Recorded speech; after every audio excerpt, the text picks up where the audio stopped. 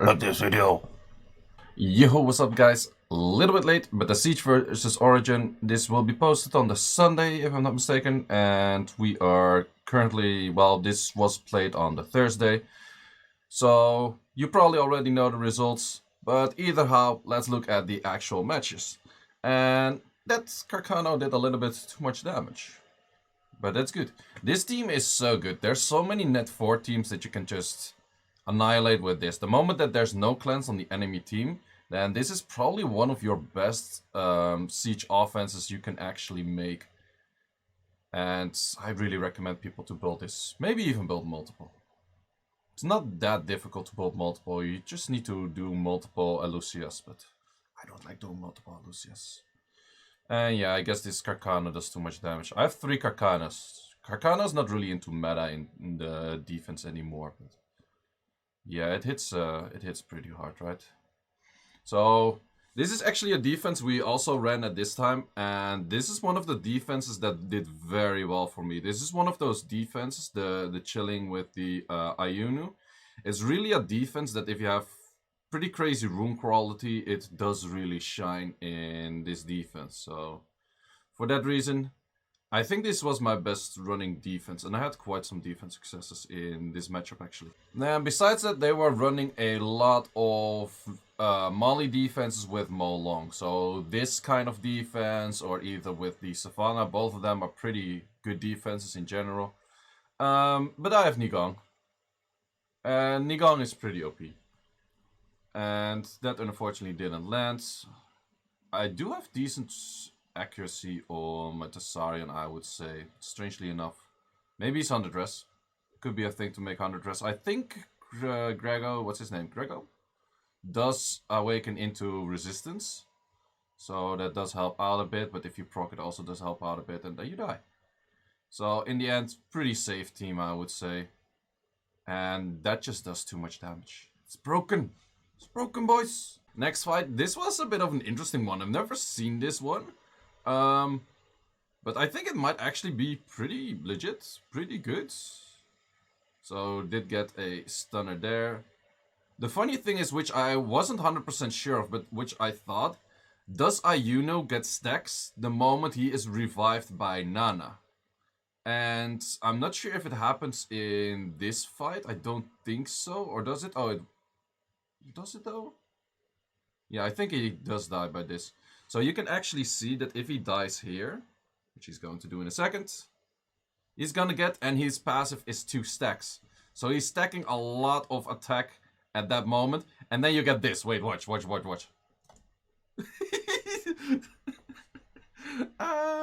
Okay, that's 25. Wait, it did 18, 25, 26k damage. Ow! Ow! That hurts. That hurts. Rip Tian Lang. Rip the dream. So, yeah, that's because of 2 stacks, so that does kind of do a lot of damage. But yeah, that's pretty funny. That's pretty funny. So, Nano with Iunu together. Approved. Then a very typical offense I've been using a lot, especially if they have no will runes. I've been noticing more and more teams are using complete no will runes because everyone wants to go on destroy.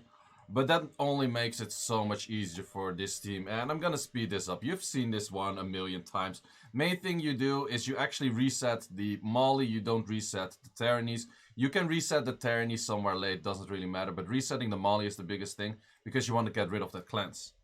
And once you do that, it's just fairly simple. If you have to kill something multiple times because of anything, it doesn't really matter. As long as you keep that cleanse in there, you kill the Molly at some point, and then it's just very, very simple. So that's the main thing to do it. I'm speeding this up because you have seen me fight this thing with the exact same offense like a million times by now. And it's so much more OP with Woos S2 doing too much damage right now. So fighting that same offense I fought before again. And I know technically you shouldn't use attack bar boosters against a Tian Lang. But I did know that I probably still outspeed. Either how, apparently I didn't fully outspeed. But I guess we're still fine. My S1 damage is quite on par. We had that bomb up there. Was this a little bit tricky? Maybe. I used to have my oracles a little bit faster, and I knew that this Molong actually survived a 62k hit from someone. This not this Molong, this Tianlang. This Tianlang has a lot and a lot of HP because someone tried to nuke it, 60k survived. Wait, what? So it was not fast. Then hitting the same offense as the first one once again. This is a very solid counter as long as you actually do enough damage, are tanky enough and that kind of stuff. Main thing is you focus the chilling. You don't really put the buffs until you kill the chilling. Moment you kill the chilling, you can actually start putting buffs. So you're just spamming as once. You just heal where needed. But main case, you spam as once and that's it. Thing where it could go wrong is if your units get armor broken. And I think actually at some point I autoed it at the end. And randomly my tractor died. And I don't even know why. I haven't checked it actually. But yeah, if you get... Most of the time they're not very high on accuracy, so you can get away with this kind of offense. And I also speed this one up because it's pretty simple, pretty often used offense, I guess. Wait, I want to see how my tractor dies. How does my tractor die here? Okay, he kills it. Okay, yeah, that does a lot of damage. That does a lot of damage.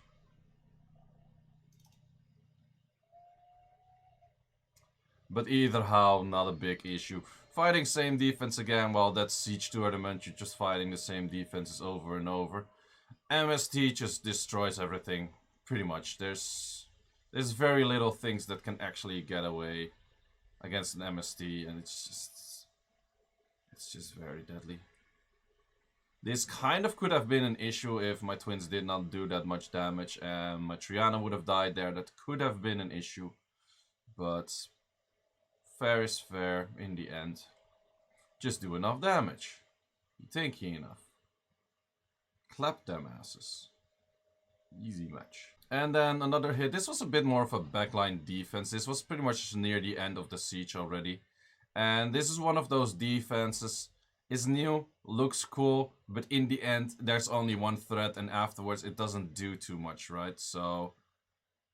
okay, Vio Juno, that's somewhat interesting. I still think a Despair Juno is better, but it could potentially proc a bunch of times and then kill. But I think for some of the units, it's better to deny your enemy a turn than you taking a double turn. And the thing is, the Wusa will always only focus the aerial. And since there is no Despair chance, sure you have that, but the odds are still that... the Wusa is still gonna focus the aerial, so it doesn't really matter too much. Sure that the Juno stacking quite some damage from like ignored defense kind of stuff from additional damage artifacts. But in the end, it is not that much and you can get away with it. And at some point you have your heals up and then it's just very, very easy again. So this is one of those defenses, looks cool on paper, but just has a hard counter by just taking in one element and then just...